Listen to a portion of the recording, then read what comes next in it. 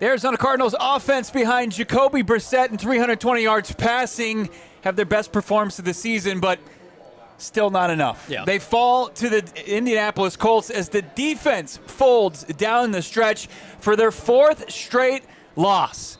We break it down. Is there a quarterback debate, controversy going on in the desert? Got to get into it. It's all coming up. It's the PHNX Cardinals post-game show live from Gila.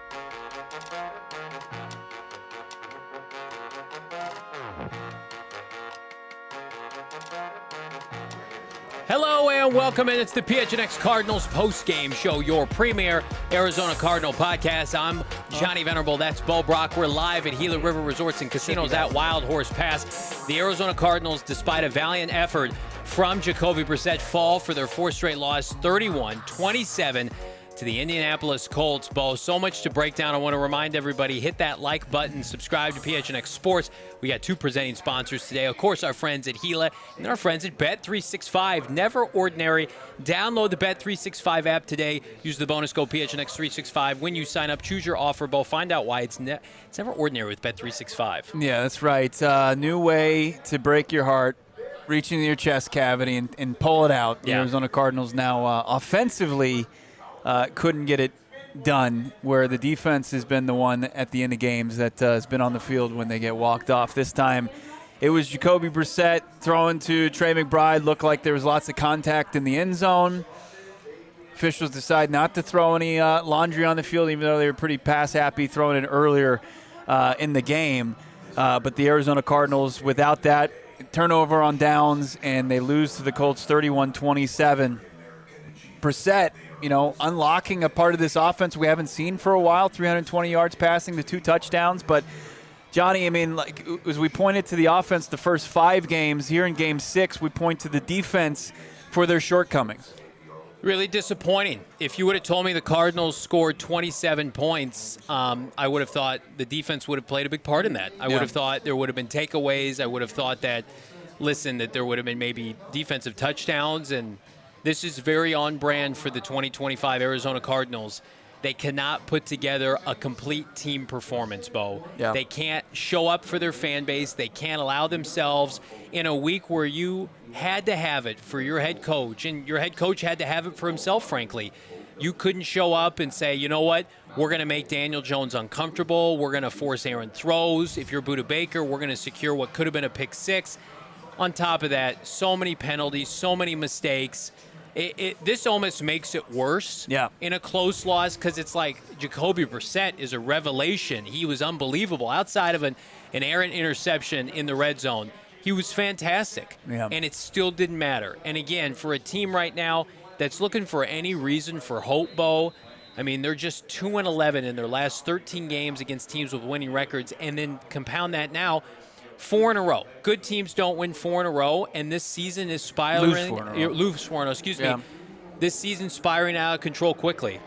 Yeah, it's slipping out of your grasp. It really is unfortunate. It's like, sign me up for the good offense performance, but still finding a way to lose. That's what this is all kind of summed up as. You look at the offensive numbers.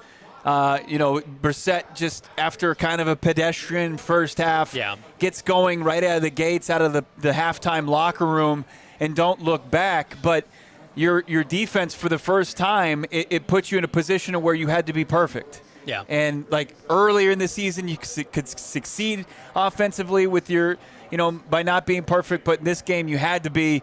And you just weren't. And the Cardinals outgained the Colts in this game, 400 yards to 355. They were unbelievable on third down. They were, okay in the red zone, but it just wasn't enough.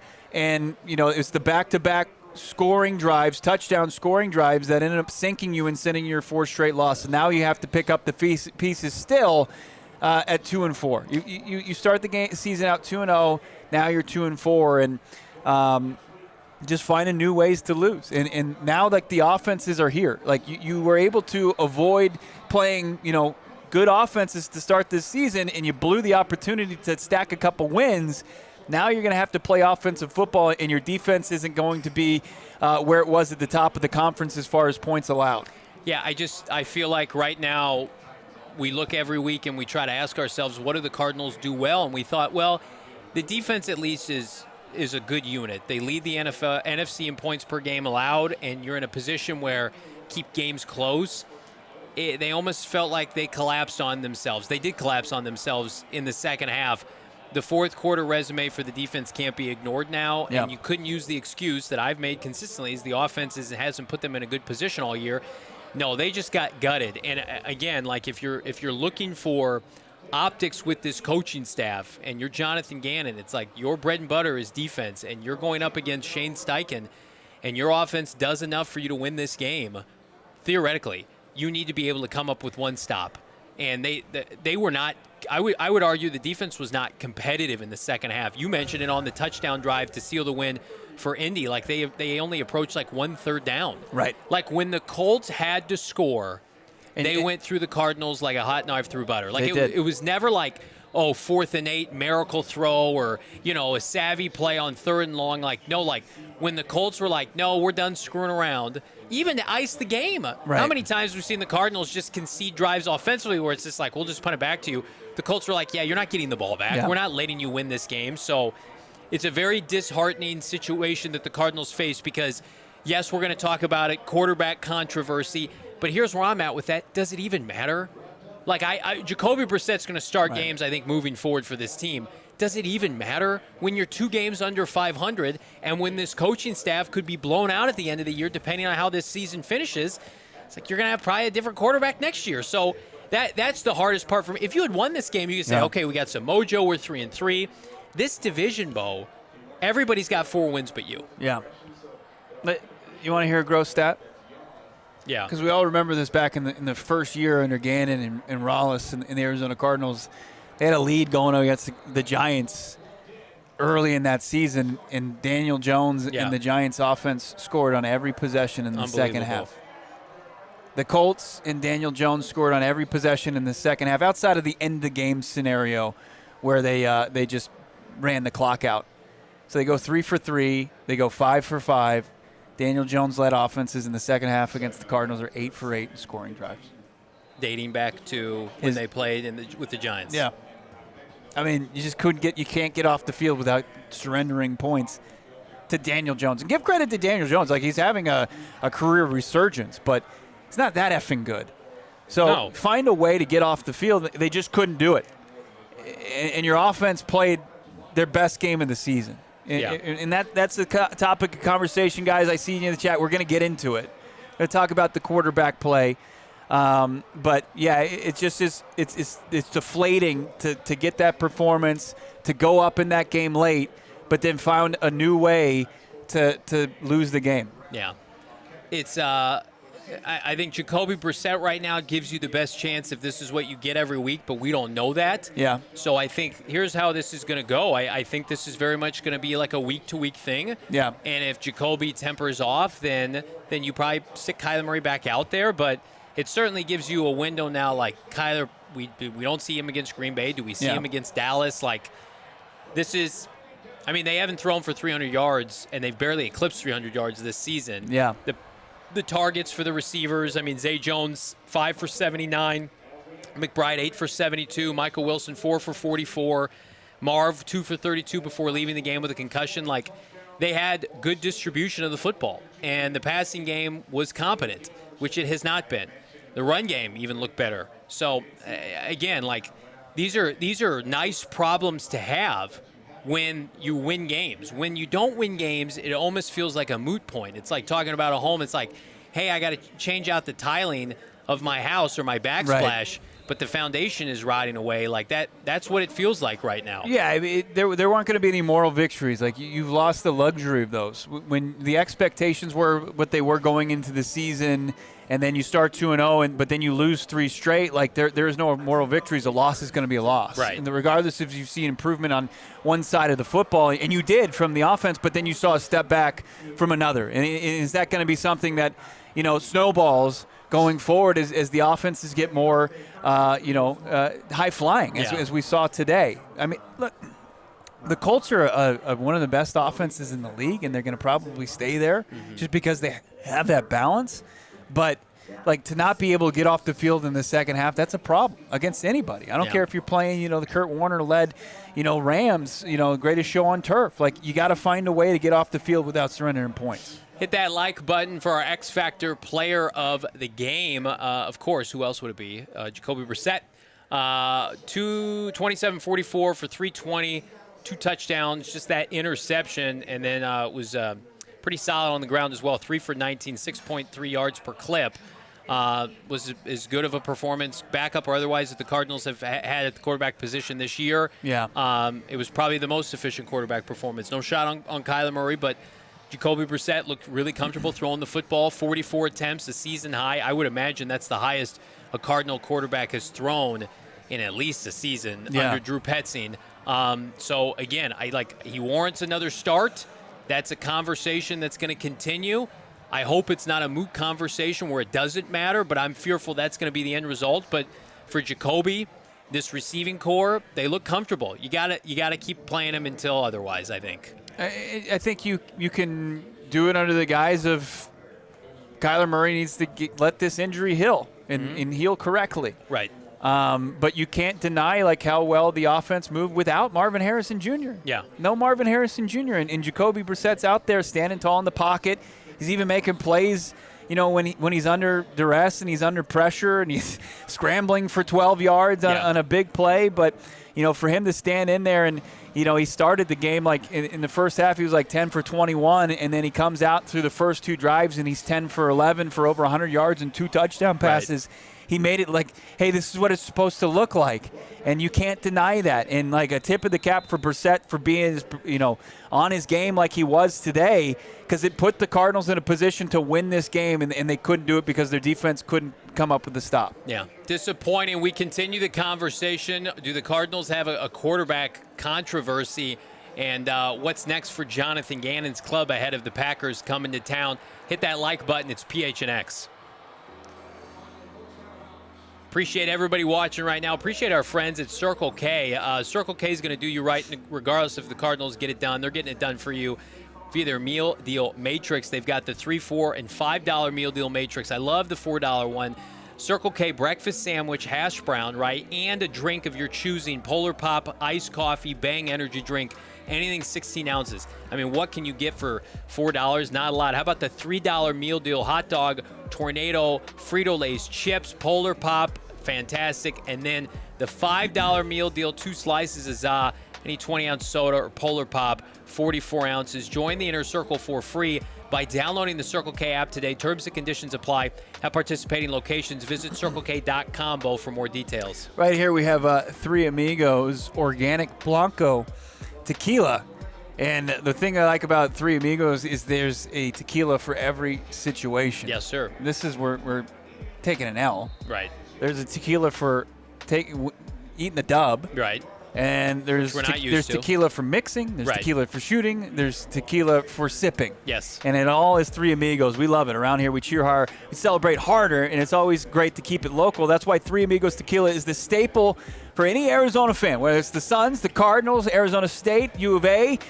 This is your tequila. We want Three Amigos. What separates them? Well, it's easy. They're agave. They farm themselves. No outsourcing needed. They create a true farm-to-glass tequila. That's right. You want to be like the holistic approach. You want to be farm to table. This is farm to glass with Three Amigos. So this season, tailgate, toast, and celebrate with the Valley's favorite tequila, Three Amigos. Yep. Hit that like button. Subscribe to PHNX Sports here on YouTube. The goal on a post-game show, of course, 1,000 likes. Hit that like button here. The worst thing that can happen with this team is complacency with the fan base, where the fan base feels like, I'm not even going to tune in. I'm not even going to remain engaged with this team because of the fact that I know what to expect every weekend. Mm-hmm. You have to give this fan base something. And even though a win today maybe doesn't change the trajectory of the season, it gets people enthused about the direction of the operation, right? Yeah. This team has gotten way too comfortable losing games. I'm going to read you some statistics here, and it's statistics we're going to continue to reference here, friends, until this team decides to turn it around. The Arizona Cardinals are now 2-4. They've lost 4 in a row. Dating back to the bye of last year, they're 4-10. So they almost have a full season of losses. They're almost at the halfway point. So, after they play the Cowboys and I think maybe the Buccaneers or the Jags, we're going to have a full season dating back to the last year's bye, and that's going to be a good barometer of where this team is at right now. The Cardinals are now 2-11 in their last 13 games against winning teams. They have lost 7 straight in that span. And again, some of them have been close, some of them haven't. Yeah. This is probably the most complete performance, certainly offensively all year, but your defense completely collapses in the second half. So all that to say, like, year 3, there are no moral victories. There's only wins and losses. And the Cardinals, this franchise, this regime, this coaching staff, they're just way too complacent. I don't want to use the word comfortable, but there's just the complacency of just week after week, we're just chalking up L's, especially against good teams. You have to question if these are the right people involved. And if you play offense like you did today against San Francisco, you win that game. You play offense like you did today against Tennessee, you win that game running away. But and that's because they played offense with a sense of urgency today. You can look at the personnel, and like I said, we're going to talk more and more about that. But I thought as far as just the way that they attacked this Colts defense was the best approach that they've had in game plan they've had all season long. Right.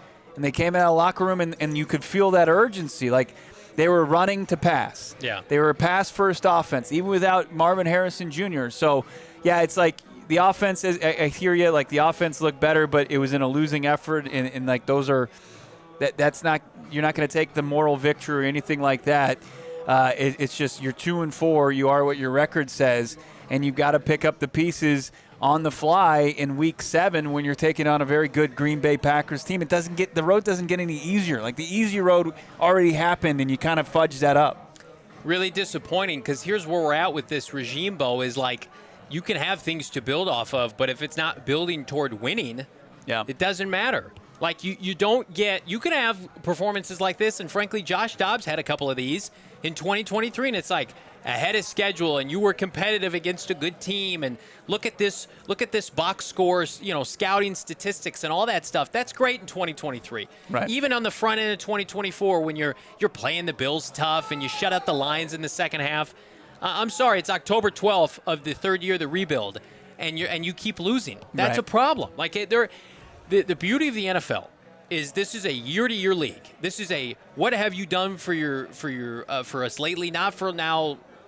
Long league, right? And the Cardinals, unfortunately, haven't done anything. They're a losing team in their last 14 games. Abundantly, they're probably one of the worst teams statistically in the NFL. Wins and losses over the last 14. Until that changes, that's going to continue to fester and rot with this fan base. And here's something else I'm going to tell you: the schedule continues to get difficult. Right. That is why we made such a priority and an emphasis. Like, get your act together early, stack wins. We saw what this team did in the second half of last year. Like, they're not a great second half team. You're playing the Packers next weekend, which I think is the class of the NFC. Then you go on Monday Night Football to play the Dallas Cowboys, who are more than competent offensively, and you have not shown to be a good defensive team against good offenses. We saw a byproduct today. You haven't shown to be a good road team. Like, this, you start dropping games in bunches, and you've got a crooked number in your loss column. I don't care what good mojo you've built previously. This fan base is going to do this. They're going to turn the TV off. They're going to check out, and they're going to say, I'm on to the Suns. I'm watching Sun Devil football. I'm watching Wildcat football. They're going to say, I'm going to check back in with JG and Austin Ford when they're out of town, when we have a new regime. Right. And again, like, whether or not that's the right decision, I don't know today. I'm not calling for JG to be fired, but I have to call a spade here, Bo, and sit here and say, what do they do well? Right. They don't play defense well now suddenly. The offense is inconsistent. Had a good day today. The penalties are egregious. I know the penalty on Trey McBride that wasn't called was terrible, and the face mask calls were bad. But, like, a good home field advantage, you're going to get that. Like, the Colts are the darlings of the NFL right now. Honestly, it should never have been put in that position. Your defense was just non-competitive in the second half. They haven't been competitive all season long. And, like, it was Mina Kimes that pointed out earlier this year where the Cardinals in defensively are first in EPA the first 3 quarters of the game, and in the fourth quarter they dropped to 27th. Yeah. And then Theo Mackey points out the defense allowed 14 points in the fourth quarter today, while they allowed 17 points the previous 3. Like, there's a finishing issue. And great coaching staffs find a way to put games away, and we haven't seen it all season long with this team. A note also from Theo Mackey out there in Indy in the postgame. Jonathan Gannon made it very clear that Kyler Murray is a starting quarterback when he returns from injury. Yeah, I didn't expect anything less, but you can't deny the performance that was there from Jacoby Brissett. But, like, this defense, like, overall, statistically, you're going to look at it and you say, this looks fine. But there's a clear issue as far as finding the ability to get off the field at the end of the games and just put it away. Yeah. I mean, I'm at the point now with this regime, it's just like you guys, like, you can say things in the media, we can have press conferences, the players, their messaging is going to be abundant, like, we didn't quit. But week after week, we get the same messaging, and it doesn't result in a W. The only thing that's going to fix this is wins, Bo. No doubt about it. The only thing that we're going to be able to sit here and hang our hat on is, hey, the Cardinals showed up today, and they played 4 quarters, and they beat a good team or a bad team. They're not doing that right. They also did the Tennessee Titans last week. There are 4 losses. Their 4 losses are a combined 9 points. And I'm sure they're going to point to that and say, like, we're close. But you're not close.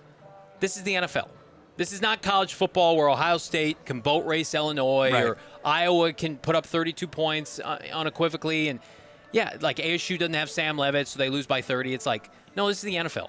Everybody's winning close games that wins consistently. Like, very few teams are blowing teams out. So, I'm sorry. This is a position in which, like, you're paid big money to win close games in year 3. And you're losing. A really tough part for me to wrap my head around, Bo, is, like, you're losing to regimes.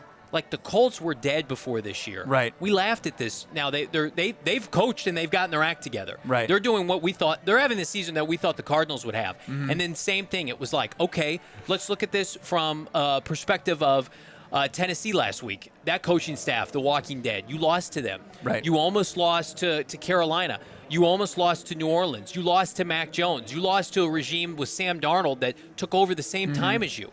Or took over a year later. So you got a head start on the rebuild. Those kind of things matter. We're breaking this down, depicting this every week. Like, not all losses are equal, but you're losing. That's the common factor. And this just continues to pound home the point of how egregious last week's loss was. I mean, you lose this game and you're 3-3, and you're like, okay, we finally had a good offensive performance, and we can move forward. And instead, now it's just like this season's slipping away. Like, it's the difference between not only just the optics, but where you realistically stand as far as the overall landscape of the NFC. Right. You're still close within striking distance to about as far away as you could possibly be. And it's just that loss last week was crippling to a lot of things, and it puts you in a position to where you've got to now, like, moral victories are null and void. Like, they don't matter. No. They don't matter. So that's why, the fan base is upset, because the frustrations have already mounted up, hit a fever pitch, and now it's just like you have to figure out a way to get it done. And next is taking on a team from the NFC North and the Packers that it doesn't get any easier. Like, the easy part of your schedule is done. You have the second strongest strength of schedule going forward. Yeah. Yeah. And again, nobody's going to feel sorry for them. They don't want people's sympathy. They just want results. Yeah. They don't have it yet. Let's get to counting cards. Here's some players that did have some results here for the Cardinals. Mack Wilson Sr. had an INT. Really strong game from Mack. On the surface, the Cardinals defense did not play well, but he did lead the team with 9 tackles, a TFL, a pass breakup, of course, via that interception.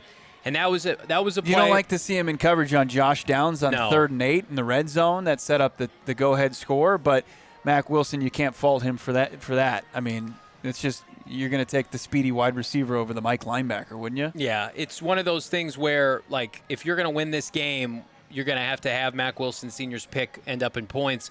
You're going to have Budda Baker's should have been pick 6 end up at least in a turnover. Those are the plays where this game was there to be won. The Cardinals didn't. Zay Jones perform well. I may or may not have called for him maybe to be released after his egregious face mask, but to my defense, he had been dropping passes left and right. Makes a play. Slipped on that pick, right? Yeah. So, again, like, he got more comfortable as the game went on, as did Michael Wilson, who had probably his best game of the year. Zay Jones and Michael Wilson had combined over 120 yards receiving. So very efficient, as was this man, 85, Trey McBride, 8 for 72 and a touchdown on 11 targets. Should have had a holding penalty at the end of the game. Cardinals didn't get the call, but McBride, man among men, was fantastic today. I thought all the receivers played well. Marv leaving this game, that was a killer. You definitely could have used Marvin Harrison Jr.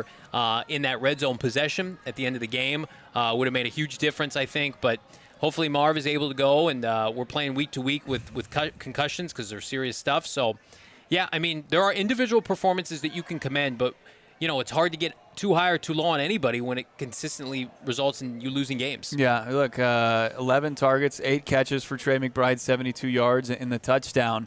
And that, you know, obviously he was the Colts defender draped all over him on that final pass play. You know, if Marv's in there, does that maybe free some things up for you or give you another option? It's just, you can paint a picture with these stats, but at the end of the day, it's all in a losing effort. But, yeah, there were some individual performances out there that you have to kind of give their flowers, no doubt about it. In the Seahawks get their 5th straight win on the road. They continue to be a team that is on the rise here in 2025, and it's that's what you're up against, is keeping pace with them. You have the Rams that got to beat up on a bad Ravens team without Lamar Jackson. It's just like nobody's looking at this as a moral victory in any way. We're coming back around the corner, continuing to break down the impact of this loss and what the weeks look like ahead. Hit that like button. It's PHNX. I like what I see from our friends at Gila River Resorts and Casinos, Wild Horse Pass. Big thanks to everybody who came out for our watch party today. We were pulling double duty. We had the watch long and the watch party here at Gila. And again, this place was packed. I got here right around 9 in the morning, and it was packed because it's a premier casino, premier sportsbook, the largest one here in Arizona at Wild Horse Pass. But they've got multiple other locations, including one in Santan Valley. To experience the best the Valley has to offer, lounge at either the AAA 4 Diamond Resorts or let relaxation take charge with unbeatable desert and mountain views. Go all in with 4,500 slots, live table games, or catch all the action one of our many sportsbook casinos. Again, you do you, Gila, play at Gila. Visit playathila.com for more details. The service is impeccable here. The food was fantastic. I didn't get a chance to stuff my face like I normally do, like 110%, because we've been talking for 6 hours. But again, just a fantastic operation here at Wild Horse Pass. It's unbelievable. Love it. You go win big at the sportsbook or on the table games. Why not reinvest that money, start to make some big-time cash off of it? How about with our friends over at Monarch Money? We love Monarch Money, and you can save half off your first year with what Wall Street Journal calls the best budgeting app you can find in tech. Check it out. They're going to help you out with your 401k. They're going to help you build real wealth. I love utilizing mine. Maximize your investments. Increase your savings rate. Easily review finances with you and your partner and their financial advisor by keeping a clear view of your financial health. It's not just about going from paycheck to paycheck. It's about building real wealth. It's like having your own personal CFO in your pocket right now in your smartphone. Get Monarch Money today. Don't let the financial opportunity slip through the cracks. Use the code PHNX at monarchmoney.com in your browser and get half off your first year. That's 50% off your first year with monarchmoney.com with the code PHNX. No more guessing, no more hiding, no more I didn't realize I spent that much. Monarch Money is going to get you on the right path. Do it with the code PHNX for half off your first year at monarchmoney.com.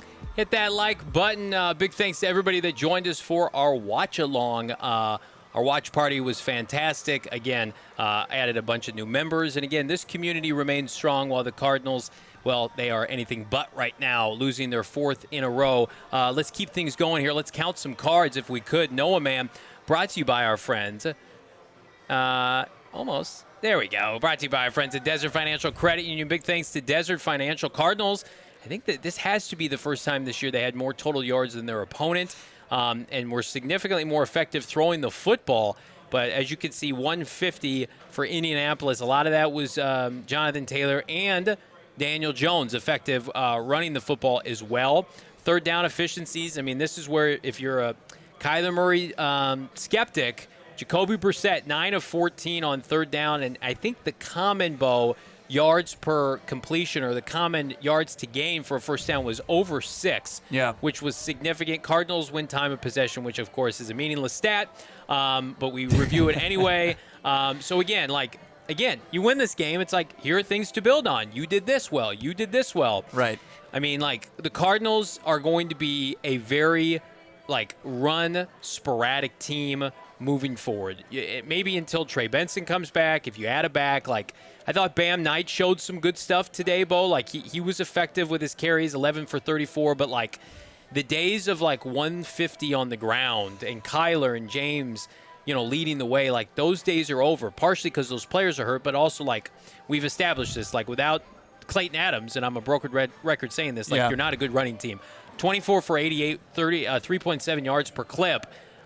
Your run game almost has to be more strategic. You have to get out in space. You have to use misdirection, which I'm okay with because, again, you scored – this is always my argument last year with the Drew Petzing offense. You scored 27 points today, and you didn't run particularly well. Right. And 27 points is the highest – certainly the highest amount you scored offensively all year, but then dating back to last year, many games where you couldn't eclipse 27 points. So I would much rather see this week to week as this team kind of – mix and matches their run game. Yeah, it's really the only option, and they had to run a specific style of offense to just be productive here in this game, and that's throwing the football. And you look at the time of possession that they won overall, even without that run game. So does it matter?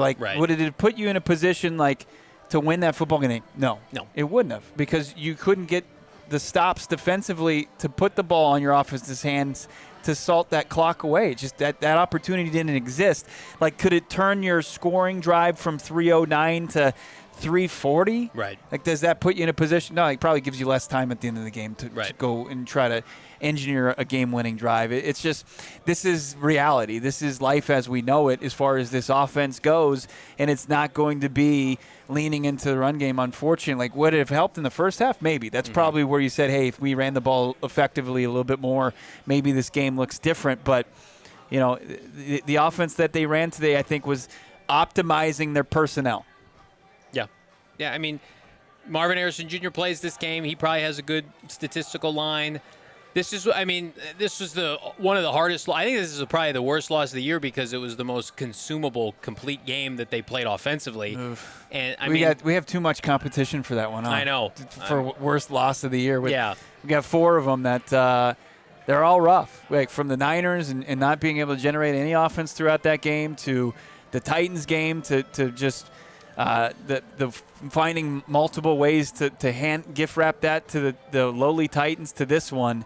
It's unfortunately way too many. It's like that Best Actor for television series where it's Breaking Bad and True Detective is just goat after goat. Yeah, and the Cardinals are in a position right now. I mean, the conversation around Jonathan Gannon, I think, continues to fester, unfortunately, because it's his side of the ball, which is never good optics, right?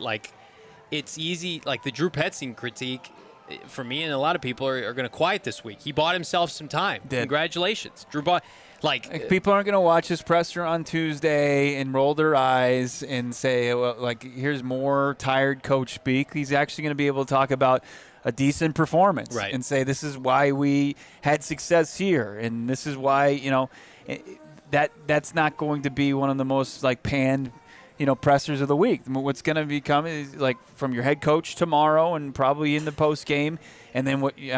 Nick is very good at this and holding himself accountable. Right. But you're going to have for Nick. You're going to have to see, this was Nick Rollis's, unfortunately, his toughest performance.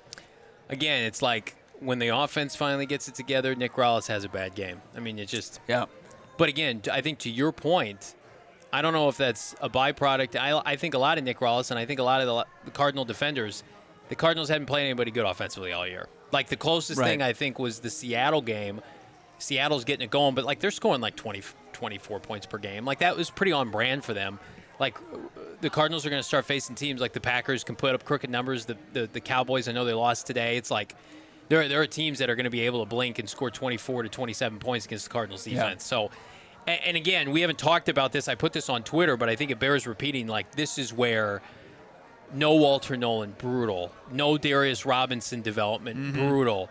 Ojulari, brutal. Like, Josh Sweat, I think, got held a lot today. Those are your top investments and in you're the not, draft that you've had, and they're just not available. Blau Nichols, personal reason, out today. Justin Jones, injured reserve. Like, you needed impact front seven players. You really have not. I'm not making excuses. It's NFL. Like, we really haven't seen the best version of this pass rush because they haven't had the horses up front. Right. And I thought they'd be able to have enough today because of how Calais and Dalvin are playing. But I've always made the argument, you couldn't count on them at over 30 for 17 games this year. You needed at some point to begin to pass the baton, especially Calais. He's 38.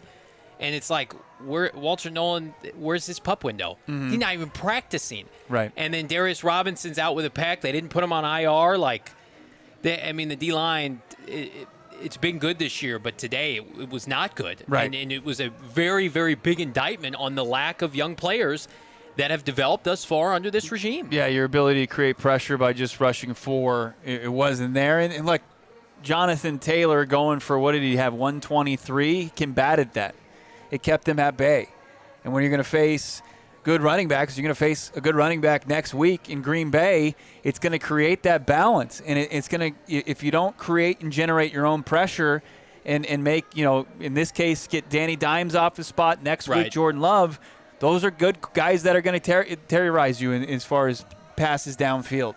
You're going to have to make things uncomfortable and find ways to do it. Otherwise, it's just not special enough to where it's just going to happen on its own.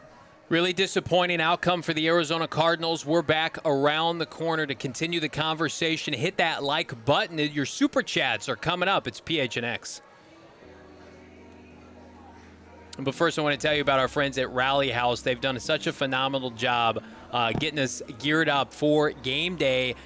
Check out their Glendale location ahead of the Cardinals' big matchup with the Packers next weekend. We're going to be out there around Rally House with our friends at Chicken and Pickle. But Rally House, your go-to spot to shop all your favorite local Arizona gear.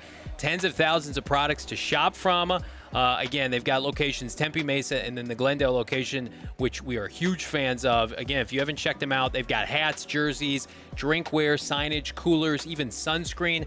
Whatever you're looking to gear up, shop with our friends at Rally House. Every time you visit a Rally House, you're guaranteed to find something new, unique, and to match that game day vibe. Let's go. Find your Rally House location. Shop their entire product assortment online, www.rallyhouse.com, Bo. And it's after L's like this where I just need Shady Rays just to hide my face, hide my eyes, because of I can't look anybody in the eye. I don't want to. It's like you're hungover, right? Yeah. And you want to hide it. And Shady Rays got the best glasses for those. Actually, better glasses for adventuring, going out and having a good time. The premium polarized shades from Shady Rays, but not at a premium price. I mean, they are unbelievable price point, and you get to save even more just by being a viewer or listener of PHNX Cardinals. Get 35% off polarized sunglasses by Shady Rays. They've changed the games and made it real life, seriously good-looking, polarized, durable, and stupidly inexpensive as far as being able to upgrade your eyewear. Shady Rays Eyewear has your back, and over 300,000 people have spoken 5 stars online. Get yourself some Shady Rays with this exclusive offer. Head to ShadyRays.com. Use the code PHNX for 35% off polarized sunglasses. Try for yourself the shades rated 5 stars by over 300,000 people. Shady Rays, ShadyRays.com. Use that code PHNX. We're trying to get some quotes here from Jonathan Gannon and company. Here is the latest from Teo Mackey. As you mentioned, Kyler Murray still the team's starting quarterback. So if we get more information, we will make it available to everybody. I know Jacoby Brissett mentioned that he thought guys stepped up, made the plays when it was time for him to make plays. Agreed. Very commendable performance by Jacoby Brissett. Listen, this is a game before the season. If you told me Jacoby Brissett started a game, threw for 320, 2 touchdowns, they scored 27 points, I think they'd win. Yeah. And they didn't. And it makes it even that much tougher because it comes off heels of just horrific offensive performances. Like, I get it. Kyler Murray is the starter. Let's have this conversation until, Jacoby Brissett's the starter until Jacoby Brissett stops performing. That's how this is going to go. They're not going to rush Kyler Murray back into the lineup against good teams when the offense wasn't performing. For whatever reason, I'm not smart enough to sit here and say, like, he's a good fit, he's not a good fit, he sees the field well. Like, I think Kyler Murray is a good quarterback. But I've watched now, again, dating back to midpoint of last year, 13 games in which the offense has not performed. I think if you're Jonathan Gannon and Drew Petzing, how do you now look at this performance and say, like, okay, this guy unlocks a few things and maybe our play calling was a little bit more refined, like, and if you're like, well, we're going to lose the locker room, it's like, well, you're 2 games under 500. I don't think you have to worry about that. I think you need to win a game. And I think you roll with Jacoby. I think it would be easier to come out and say we're rolling with Jacoby, and I didn't expect him to regardless. If you had won this game and you could see, like, oh, he's playing well and we're undefeated with him or whatever, but let's see how Jacoby Brissett's going to play against the Packers next week. And then let's see how he looks. And if he throws for 300 again and multiple touchdowns and, God forbid, wins that game, guess what? I think he's probably going to play against the Pack or the Cowboys on Monday night. Like, we're so week to week with this because people are coaching for their jobs. Like, you got to be careful not to lose the locker room, but you also, like, Kyler Murray was not close to playing today, supposedly. Like, his foot wasn't responding. It was sore. He practiced on Friday, but he didn't have his mobility. Like, and the offense, Bo, couldn't score points earlier this year. There wasn't any consistency from this offense, right? And you've got two things you can figure out here as far as the next week goes. Yeah. You get Kyler Murray a potential to get fully healthy because this is a strain, and why he didn't play today was because you put yourself in a position to play like Kyler does, where he's cutting, he's moving. You have a chance to create and agitate the injury to the point where it tears and he's done for the entire season, which nobody wants. And then you have a chance to learn about Jacoby Brissett for a second consecutive week. Like, 1 week is great. Like, you see the performance, 320, 2 touchdowns. Like, tip of the cap, here are your flowers, Mr. Brissett. But can you stack performances? Can you put together back-to-back solid performances? Because that's where it becomes a real debate. And you get to learn that while also letting your starting quarterback get the time that really is what you need for this injury specifically to figure out and get him fully healthy. So unless there is, like, the urgency from quarterback himself, Kyler Murray, like, unless he gets that clean bill from team trainers and stuff like that, if he gets that and he's going to run it to the head coach and say, I'm ready to go and I need to be back in here because I understand what's at stake, I mean, that's another part of this argument. Like, Kyler Murray forcing the issue to force his way back on the field. Yeah, like, I'm going to say uncomfortable stuff here. Like, if the Cardinals continue to lose and somehow they continue to get quality performances by Jacoby, you need Kyler Murray healthy if you wanted to move off of him this offseason. And that's part of the conversation. That's a business decision that Austin Ford is going to have to weigh here. Like, if the season is lost anyway, I'm sure Kyler is going to want to go out there and play with his guys and show he can perform. But, like, they're 2-4 right now, and they just had just put everything in context. They're 2-4, and the best quarterback performance of this year was by the backup. No doubt about it. And the quarterback that's due the most amount of money this offseason that's an asset is injured right now. The last thing you want to do is get back out there, and then he hurts himself even further for himself and for the team. I think this is But that's what I'm saying. But if he gets a clean bill of health and says, I'm ready to come back. But my pushback is, do you risk that, an injury just in general? But if just by playing football? Right. But just because putting him back out there. No, that's what the scenario I'm talking about. Didn't the Broncos, like, sit Russell Wilson at the end of his tenure with them, with Sean Payton, to avoid him getting injured? Yes, but that is, like, very kid's glove, and that was – if that type of situation comes up, then it's it's over.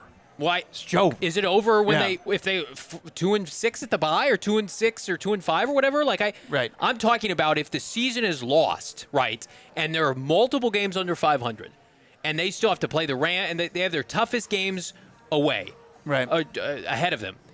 And you're like, well, we got to get Kyler Murray back in the line. It's just like, at that point. No, but I don't think there's that, like, this performance by Brissett, it like opens up the ability to go and get Kyler fully healthy, which I want, by the way. I'm not saying I'm not saying bench Kyler unless he wakes up tomorrow and, like, what they were hoping for this week. Right.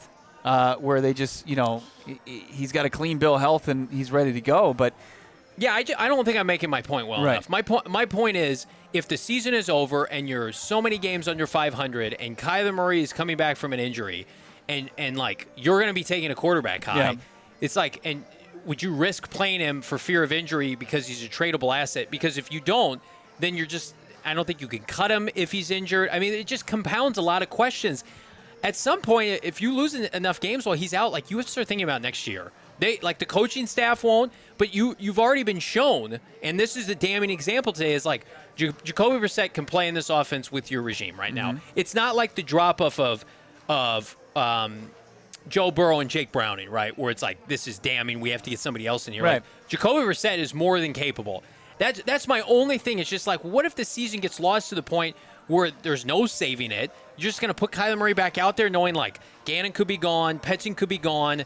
You need trade assets. Like, you could be trying to go up and get in a quarterback in the draft next year. You need assets to do that. So I am thinking big picture. Maybe that's my fault because they've lost 4 games by a combined 9 points. But I mean, like, they're not going to be favored against the Packers. They're not going to be favored against the Cowboys. They're going to be an underdog indefinitely, and in a third year of a regime. I mean, they might be favored against the Cowboys. Maybe. But look, I get your point. But I'm not saying sit Kyler Murray because to trade him and all this. I'm thinking about the big picture financial obligations that come with playing him when he's not part of your future potentially. That's my only concern. I think that plays very little in as far as the future of the position. In the immediate future, it just seems like it lines up perfectly to where there's not a whole lot of pressure after a really good performance from Jacoby Brissett to get Kyler Murray back out there. I think I think everybody can kind of agree on that. I mean, there's going to be some people that are never going to put this cat back in the bag, but you get to learn about Jacoby in back-to-back weeks while Kyler Murray gets fully healthy. Yeah. I think Jacoby's going The to start. only thing that mucks that up is if Kyler pushes the envelope as far as his own health. It's a really difficult situation to potentially navigate. You're already on top of losing games. I think it would have been made much easier had they won this game. Jacoby throws a game-winning touchdown. It's just like, we'll just ride the hot hand. But right now it's like, because it's like I'm assuming the Cardinals aren't going to get their act together and make the playoffs or make a playoff run. Mm-hmm. And if that happens, it's like, what do you do with this asset? That's all I'm thinking. You have an asset. Right. It's an expensive asset. It's now an injury-prone asset. The conversation gets murkier with another solid Jacoby Brissett performance against a good defensive team in the Packers. Yeah. I mean, I don't see Jacoby Brissett like becoming terrible after what I saw today. Like if Marv comes back and plays, like I know the Colts secondary isn't great, but like maybe I'll put my foot in my mouth. I don't see Jacoby Brissett being like suddenly horrific as a thrower of the football. I don't know. If he reverts to his first half and he's like 10 for 21 and it's like around 50%, yeah, I think then turns the ball over. But like the way he finished the game, that's undeniable. No doubt about it. Yeah, hit that like button, subscribe to PHNX Sports. We're going to jump into your super chats now. Let's get them on the screen again. Hit that like button. Darth Vader, $4.99. I agree it shouldn't have come down to that play, but the hold is a hold in the end zone. Plus, it at the one for first and goal. Yeah, I agree. You would have had pass interference at the 1 yard line. Jacoby probably sneaks it in for the touchdown. Chaz, $4.99. JV, set up an event. I want to box Drew Pets. Jeez, in a charity event. He's got a boxable head like a Golden Globe, but hollow inside. I mean, like, Drew had his best game of the year today. Now, is that because he had a different quarterback? Is that because he didn't have Tip Ryman and another tight end who exited the game injured, and he didn't have James Conner, Trey Benson? Like, I do think, like, we can sit up here and say, like, hey, they had their best game of the year and they had a competent passing game and they threw the ball a lot. Right. I don't think that's a coincidence. I think there's a ceiling when you run the ball as much as they want to historically. Right. Keeping it going with Super Chats. You guys crushed it here in this post-game show. Hit that like, subscribe to PHNX Sports. Become part of our supporters club for just $5. Minsky, I don't think likes Kyler Murray. Jacoby Brissett had way more pass plays out there today than Kyler Murray gets, even though situational play calling still stinks. I mean, I think the best attribute for Jacoby Brissett was the fact that his passing plays were like chunk plays. Like how many balls did he complete? I'm looking up right now in the box score, Bo. Like how many balls did he complete underneath that were to running backs? I mean, like Michael Carter had 2 catches, Bam Knight had 1. Yeah. And then Greg Dortch had a couple underneath, but like most of the targets were downfield. Like Zay Jones caught a pass for 24. Trey McBride caught a pass for 26. Michael Wilson, 30. Higgins, 24. Marv, 21. I mean, like, and then Michael Carter and Bam Knight had 16 and 20. Those were their longs. Greg Dortch had a long of 12. That's what's been missing from this offense. It's hard for me whether he's been crazy. What's that? You'd sent, remember we got gross graphics, gross charts. You'd sent me this through 4 weeks. The Cardinals had 5 plays of 20 yards or more in the passing game. Okay. But they had 6 today. All right, so I'm going to steal that for Twitter. Through 4 weeks. I mean, they played. I don't know what they had last week. I think they maybe had 2, maybe 1 or 2. I mean, that's the difference in the offense right there. Yeah, our guy Marcus Mosher with that job. stat. Yeah, I mean, as far as receptions of 20-plus yards, the Cardinals today, Bam Knight had 1. Marvin Harrison Jr. had 1. Elijah Higgins had 1. Michael Wilson had 1. McBride had 1. Zay Jones had 1. Yeah. Spread out. Goes to Pat Tilley, $20. Thank you so much for the support on that level. Columbus Day, 2 and 4. Columbus Day weekend and cards are done. Groundhog Day since 1978. Great movie. Yeah. This one's not so good. No. This is. I want it to end. It's going to end in a season of change. It feels like we're heading toward Zong. $4.99. I don't see this offense beating Green Bay, Dallas, Seattle, San Francisco, Jacksonville, Tampa Bay, L.A., or Houston. So losing 11 straight is in the picture. I don't know how you can have so many close losses and then not find a way to win. I think, or go on the opposite end, you start having like crooked losses, I think is a possibility. Today was a very real possibility for a crooked loss, and they played. They're to the bitter end. Losses are I don't care how they lose. Losses are losses. This is year 3. The data tells me that they play tight games, and they're gonna lose 11 tight games. Right now, they're losing those games. Minsky, $4.99. Did Putz open it up this game to create controversy, as if to say, "See, it's not me. He's a clown." I guess meaning Kyler Murray.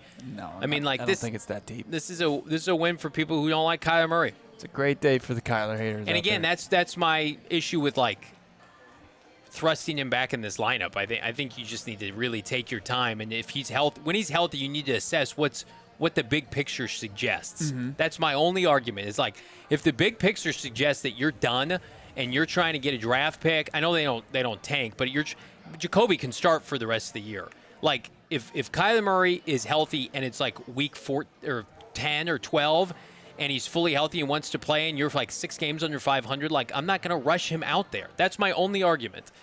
K Cuss, $4.99. Clear. Petzing has 10 more trust in Brissett over Kyler. I hope Kyler gets it at this point. Sad to see his car go to waste. Get him out for him.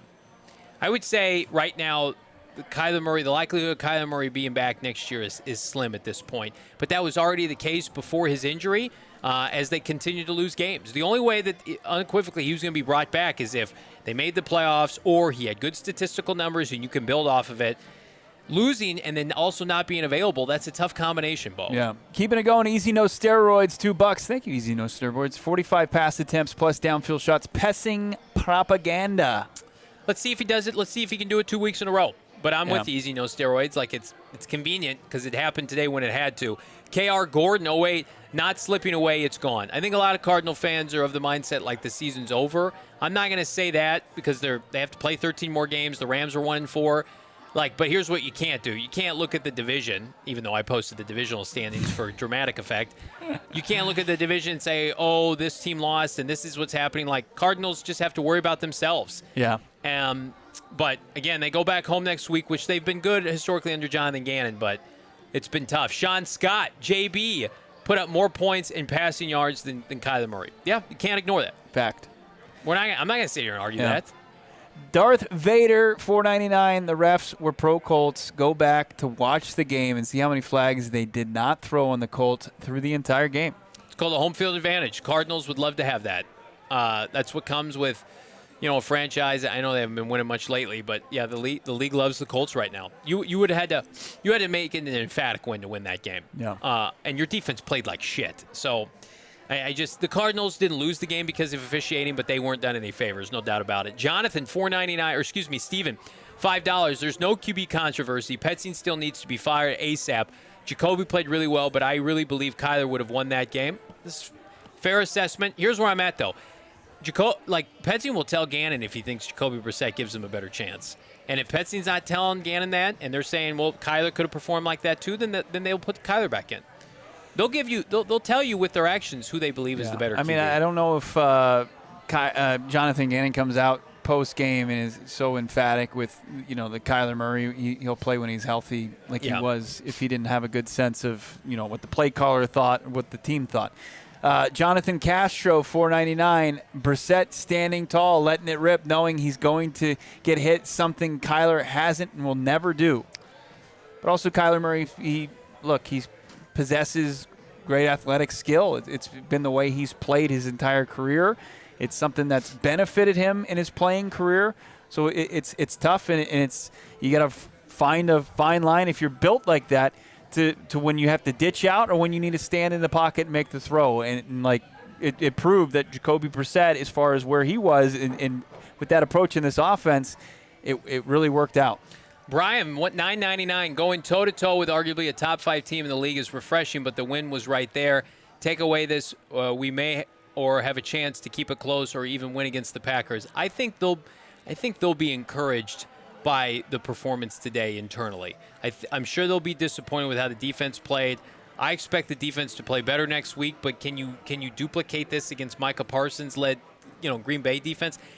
I'm not super impressed by the Colts defense, and we weren't coming into this game, and then they lost Tre'Davious Ward before the game. But Cardinals lost Marv. They're trying to break in Will Hernandez. Jacoby's first start.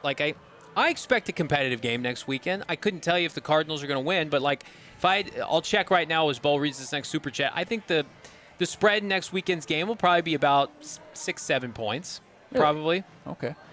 No one loved that 6-7. Jonathan Castro, $4.99. With a loss to the Packers and our season ending, should the Cardinals plan on drafting a new quarterback next year? I mean, I think they're going to draft one anyway. Here's what I'll tell you. I think they should, if they start losing games in bunches, they should start trading people at the trade deadline. They should trade any veteran that's got any kind of cachet. I would trade Calais. I would trade Jalen Thompson to teams that need it. We're back to incorporating JT in every trade proposal. Yes, but this is to help him. Yes, this is to help him. He's in the final year of his deal? He is, yeah. But you hold on to Sweaty J. Oh, yeah. Yeah, I mean, little spooky $4.99. I think Jacoby looked better, didn't panic, and threw the ball out. He, as Mad Jones and McBride look like, he made Jones and McBride look like actual weapons. No doubt. The intermediate to long passing game we've been waiting on forever, it was unlocked today. And that can't be a coincidence. Next, Gabe. Yeah. Go ahead. Yards per attempt for Kyler versus Brissett is so lopsided. LMAO. Kyler hasn't had this game plan all year, but now the QB controversy in a loss? That's the toughest way to go about it. Here's what I'll tell you. Brian, Benjamin Albright was on our show earlier this week and said they're going to move off of Kyler Murray probably. And then Jacoby plays that well, feeding in that narrative. I'm not rooting for anything, but I'm taking the information at face value. Jacoby had the best game of the year. The Cardinals are continuing to lose games. It's okay. Let's go back to Mr. Rager. $4.99. One playoff game win since 2015 is a slap in the face to the fans. Fans are checked out. No surprise, visiting fans fill up the seats in Glendale. You got to win. Yeah, it's going to be a lot of cheese in the stands come Sunday. Brutal. As we go into overtime here, shots and explosives semi-return today. But yeah, I do feel like the goodwill that they built, they're losing it. Every loss they're losing it. Darth Vader, Bo, $1.99. Do we need a different corner opposite Sub-Zero? Max Melton, he had the good, he had the bad. Yeah. Looked like he got injured earlier in the game. I think Max Melton had played really well before this game. Right. But he's not Will. The third and 8 play was against the linebacker. Like the big key plays, like the Colts were able to get mismatches. Not so much like execution on the player's behalf. They were just put in in a bad situation. So I don't think so. That's my answer. Okay. Wolf Langus, I like Max. I think he can be a good player. What's going on with Walter Nolan injury? We're going to find out maybe tomorrow, at the latest Wednesday, if this is somebody that's going to have his window opened.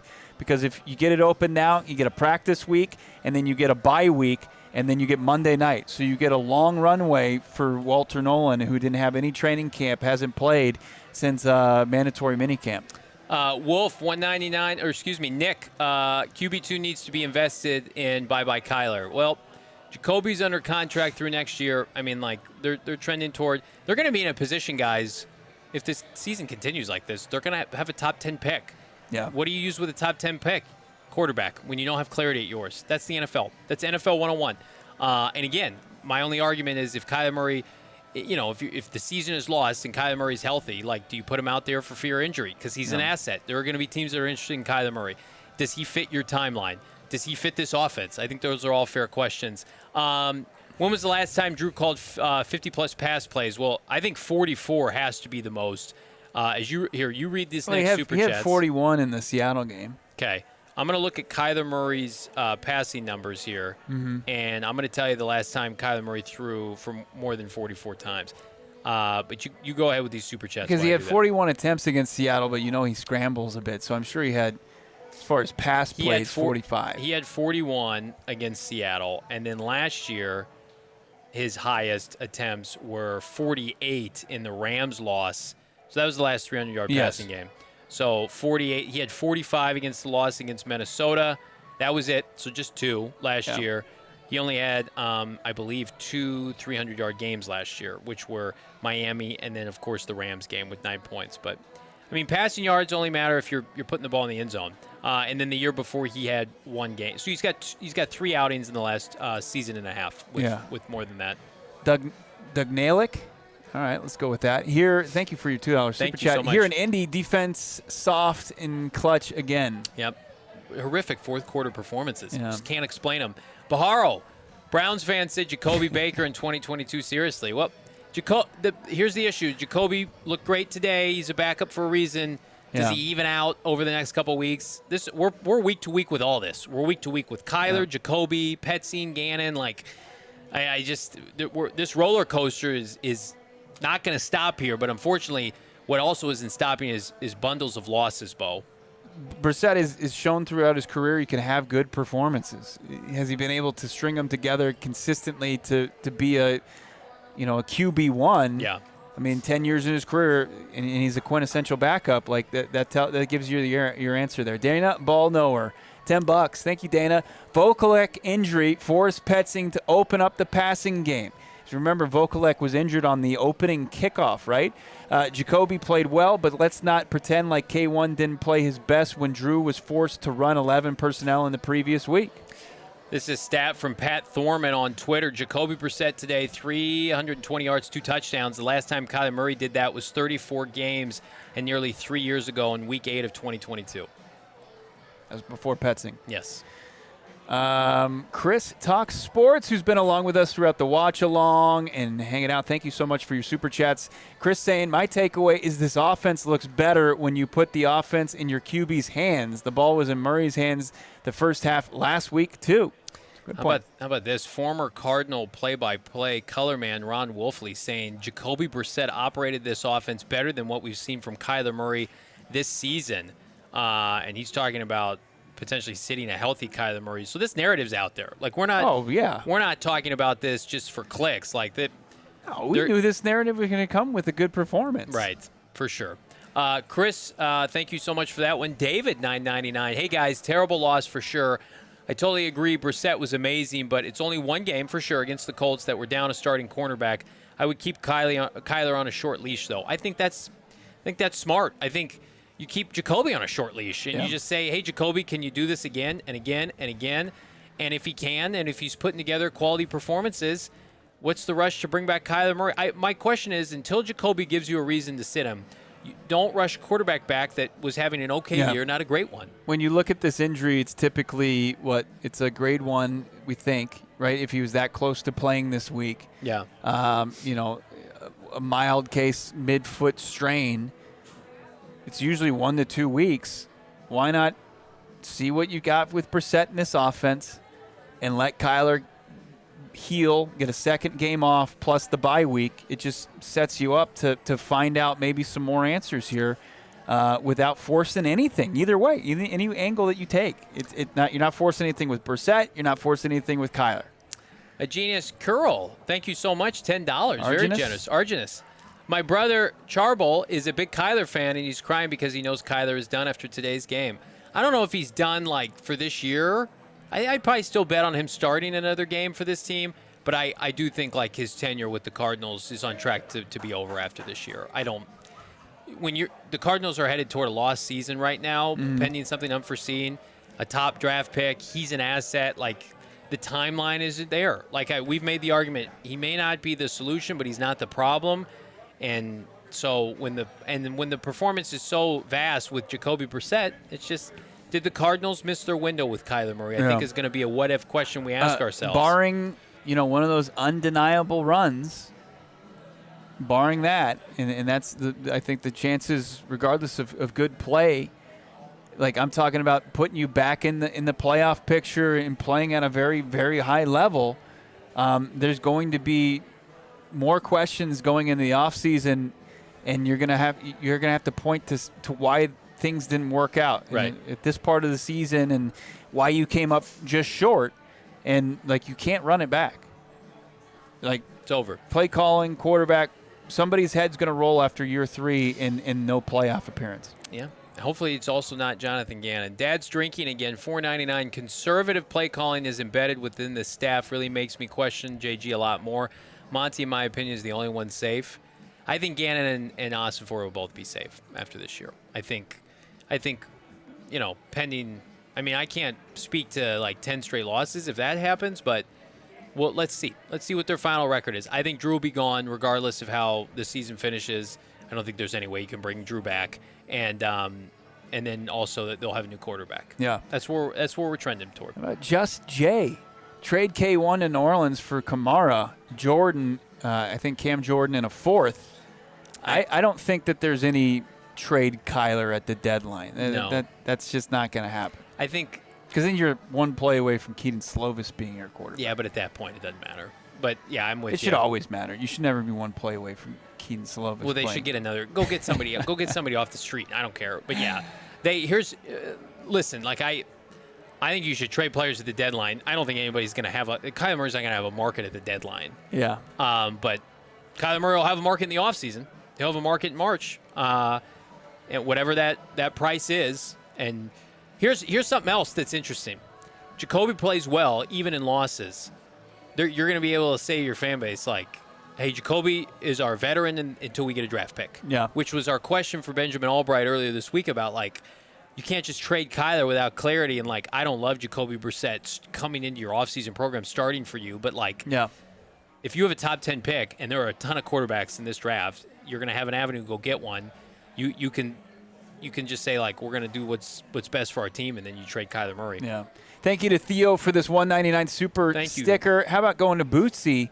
$4.99. Yeah, love your coverage, guys. Last hope for the season is Walter Nolan to have Micah Parsons-like impact on the defense. I got to see him practice. Can you practice? Can you not be walking around in sandals and shorts? That's been one of the biggest disappointments of the year. Just nothing's clicked. Nothing's worked. They got nothing to hang their hat on. But maybe his pup opens this week, or maybe it never happens. Steven Jackson. $2. Do I donate my K1 jersey to Goodwill now or wait? No, you hang on to that. Unless it's one of the old piping ones, then you get rid of that one. I think Noah has that. Legitimately, that's his only jersey. Watch it. You need to donate that, Noah. We're approaching 200 likes. Thank you so much. We need way more than 200. We're going for 500 in the post game. Hit that like button as we go to Nick's $5 super chat. Let's pick up Arch in the first round. Never. Let Kay and Petzing go. Kyler and Petzing go. Give us diehard fans some playoff seasons. Nick, have you been watching the college football season? Arch has not been great. He's bad. He's a bad QB. Theo, 199. Do you see us making the playoffs? No. Thank you, Theo. If Yes. that was your question, we apologize that you spent on the super sticker, but we appreciate it regardless. Theo, I'm going to tell you right now, this team, they've never felt further away from the playoffs, even though their games are competitive. Look at the NFC West. The NFC West is a gauntlet. Every team's got 4 wins. The Niners lost Fred Warner to an injury today, but Did they really? Yeah, he got carted off with an ankle. So it's like the Seahawks and the Rams are going to win like 11, 12 games apiece. And then the Niners, just with their schedule, are probably going to win at minimum 9. Yeah. And the Cardinals are going to be dead and buried at the bottom of the division. So the Cardinals have a offensive reset incoming this offseason. They need to do what the Giants did and find a couple immediate impact players in the draft. And you can Seattle. do that. Yeah. I think Seattle's more the realistic, sure. The blueprint. And it's easier said than done. Like, tip of the cap to both of those offenses for finding a new path forward. Yeah. And there's a lot to be determined as far as the Giants and, the maturation and development of Dart. But, to bring in Darnold and go to Kubiak, I mean, that worked out. That's worked out for them really, really well. Yeah, 90s R&B star Brian McKnight saying playoffs, no, layoffs, yes. Thank you, Brian McKnight. That's awesome. Superstar. My name, Britton Golden, punching air right now. He also says Kyler haters don't know ball. My name is on a crusade today. He's got his caps lock permanently on. Britton was set to be here. He had some flight delays. Yeah. Unfortunate. So we wish our guy BG happy, safe, and healthy trip back to the Valley. Edgar's saying, don't worry, guys. You're 16 at Kyler. Get it done. Just got to be patient. I don't know if anybody's had that type of talking point today. I would say that you're asking me my opinion. I think the Kyler Murray era is over after this year. I'm ready to say that at 2-4. If they were 4-2 and he was out, then I would say let's wait and see. Our guy Jalen Blair, who's consistently in the chat, friend of the program, pointing out they were 2-4 at this point last year, and then they rattled off four in a row. And he's like, you just don't have, even though we didn't feel like that was coming at this point last year, but you look at the path and it just doesn't feel like it's there. No, and they're not as well coached. We can Clayton Adams, they were running the ball against if you get a lead against Green Bay, how are you going to win that game? How do you put it away? How often are you going to get these offensive performances? Right. Once a month, maybe? I think they're going to win another couple games this year, but I would put their over-under for the rest of the year in terms of their wins at about 5.5. It was 6.5 going into this week. Yeah, Kyle Odegaard. I would drop it to about 5.5. I think if it got to 6, I would believe it. If they ended at 5 or 4, I would believe that as well. They're just when you're this inconsistent offensively, maybe this is the new norm offensively. And if that's the case, I'll revise my prediction. But I thought they could hang their hand on a defense. Now that defense looks toast right now. Yeah, just not very good. A couple super chats here. Joey, you see us drafting Sam Levitt? Maybe. Let's see how Sam finishes the season. How good does Sam Levitt look every time Jeff Sims takes the field at quarterback for Sun Devils? So good. Sam Levitt's a first-round quarterback. He is, but he's raw. Right. He's very raw, and he's a very unpolished passer. Sam Levitt, if the Cardinals have a if top you 10 gave pick, Drew Petzing Sam Levitt, no, Drew won't be around. But I'm just saying that I don't trust that. Sam Levitt, even though he's got the size. Drew Aller's not going to be an option, but the kid from LSU. The kid from South Carolina, right? The kid from Alabama, the kid I don't know anybody's name. Mendoza from Oregon, Indiana. Yep, and the kid from Oregon. There's played poorly yesterday. Right. There's 6 guys. The Cardinals are going to. I don't know if we have 6 guys in the first round this upcoming draft. Oh, I think we do. No, I don't think they're that good. I think you're looking at 4, and that's a good amount. If you have 4 and the Cardinals have a top 10 pick, you'll get it one of the 4. You might have to move up. I hate you. That's why. Well, that's what I'm saying. That's why. Future. No, it's just listen. We're gonna be here. I'm not gonna tell you. We're gonna have great tickets available for everybody to come, and we're gonna pack this place. And hope's gonna spring eternal when they take Lenore Sellers 12th overall. They take a guard. Remember, people are take a guard. Take a guard high. Shut up, idiots. All right, hit that like button. Dad's drinking again. Rollis went super conservative on the Colts' last scoring drive, only rushing 4 and DBs playing 7 yards off, no blitzing. Rollis had probably his worst day of the year. It was really bad. And when they blitzed Danny, I thought he was errant with his throws and a couple high throws. Yeah. Like Daniel Jones wasn't like special today. I think he was good when he ran the football and he let his playmakers do the work. That his best throw of the day was probably that one to Alec Pierce down the middle. But like the Cardinals should have had like 2 to 3 picks off of him today, and they just didn't do it. That one to Buddha. That'll be the one that haunts it, on top of like Brissett throwing the pick after the Mack Wilson play. Yeah. I mean, the Cardinals right now, here, let's kind of recap everything here. Hit that like button. The Cardinals are very much 2-4. They're not a good 2-4 team. They're a bad team right now. They're a team that in a year 3 of a rebuild, it's hard to find clarity with Kyler Murray, with Drew Petzing, with Jonathan Gannon. It's hard to know what the long-term building blocks are and what still needs to be figured out. Like that's the hardest part of this is like if this was time running out like Tua and what's his name and Miami, then you'd be able to say like, okay, just clean house, right? With the Cardinals, it's been confounded because they've invested so much in this regime and this quarterback and this philosophy. It's like, can you afford to blow it up? And what do you have to pick and choose? And is it a mistake not to run it back? Like that, those are going to be the talking points and the narratives that we'll break down every week. But the problem is if you continue to stack losses and you have a crooked number and you lose 10 in a row, God forbid, I don't know how Jonathan Gannon survives that. That becomes indefensible in my opinion. Because to your point, like the NFL, you can't lose that many games in year 3 in a row and expect to have a job. Yeah, that's a really tough part. It's a tough look. We love JG. I want him to be the coach. Yes, but we can't. Like you can't defend.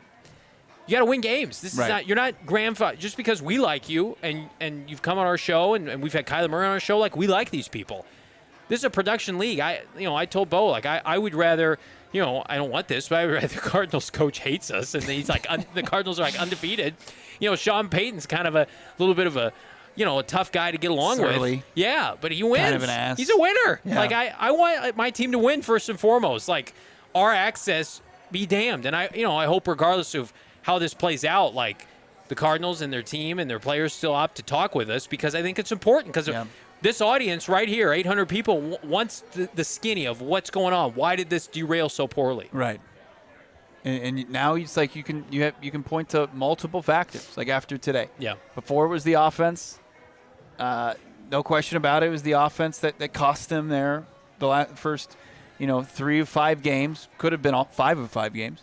And then it was today. It was the defense let you down. Yeah. And I know like down the stretch against the Titans, it was a complete team effort in finding new ways to hand that win to them. VRBNA. $4.99. Mike McDaniel is probably getting fired. Could be potential OC. I think that Mike McDaniel, if he's smart, he just goes the way Robert Saleh, just goes back to Kyle Shanahan and just say, can I call plays for you again until the right head coaching spot reopens for me? I think Kevin Stefanski's the name to watch. They lost again today. I think that would be their first choice. And again, like I don't know if you want Kevin Stefanski with a rookie. He's had a tough time with rookies, right? Dylan Gabriel and Shador and like a Baker Mayfield, like those are all. Well, there's going to be. Don't you think there's a bridge? Some whether it's Jacoby or some sort of bridge quarterback between whatever rookie they take. Do you want to like? I don't want to sit here in October with even though he played well today of 2025 and say Jacoby Brissett's the starter to begin 2026. Yeah, like I don't either. That's tough. Like if they're taking a rookie top 10, then just play the player. Your team should be good enough to support a rookie at that point. Got another super chat here from Brian. Taylor Green from Arkansas, boys. He's big, athletic, great prospect. If we get a real coach, probably won't be a first rounder. I mean, like this is a good quarterback class. I want them to continue playing well, so everybody opts to come out. Last year we had a really bad class. It looks like 1.5 guys maybe can play.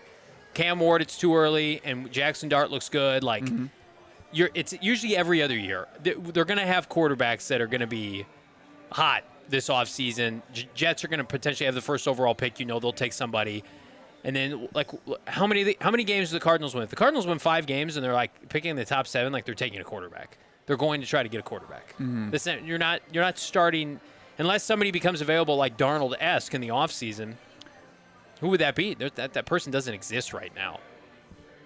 Like we said, there's 2 different blueprints that you could go about. There's the Seattle one, and you go spend a lot of money on a vet, and you draft a quarterback late, in day 2 or early day 3. Yeah. Or there's the Giants where you draft early and you try to go get a vet as a bridge.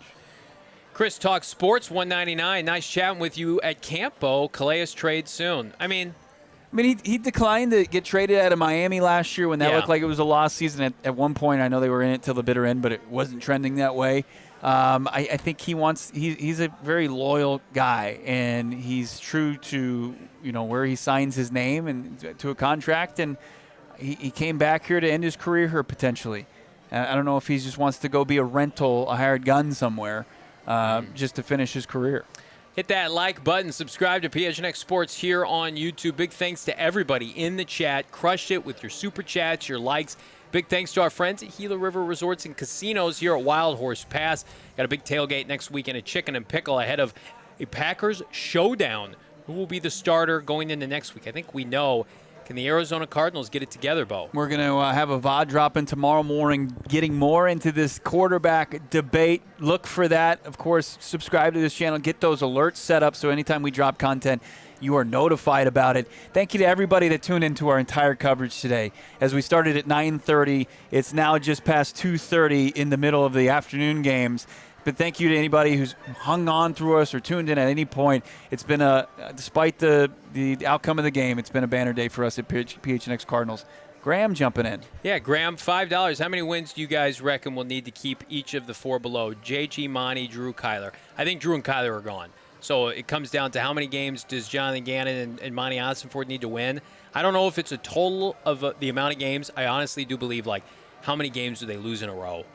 Because we know Michael Bidwell started looking for a new head coach in about November of that year, inevitably ending with JG. I would say they can't lose out. I would say they got to hit probably 5 wins to feel semi-safe.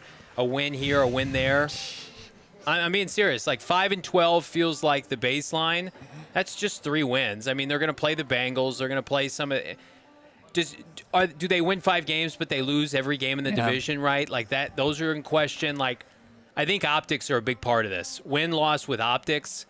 I think 4 wins. You're looking at potentially everybody being fired. 6, 7. I don't know. Maybe. But to keep the entirety of that list, you'd have to find no. If you this for that list, can I? Oh, gotcha. For that sake, I think 9. And that's a lot. That seems so far away. Well, and Kyler has to be part of those wins too. Jacoby, right. No doubt about it. Jacoby Brissett wins 9 games. Yeah. But that's my point. I don't think even if Drew shows more competency coaching offensively, because I know people are probably thinking about this, that they'll bring back Drew in a losing season. You can't. I mean, his contract expiring. He's just not a good fit here. Yeah. Hit that like button. You guys are a great fit with us. Big thanks to Noah, Shane. For Bo, I'm Johnny. We'll talk to you on a Fallout Monday. Stay tuned. We all silly like the mayor.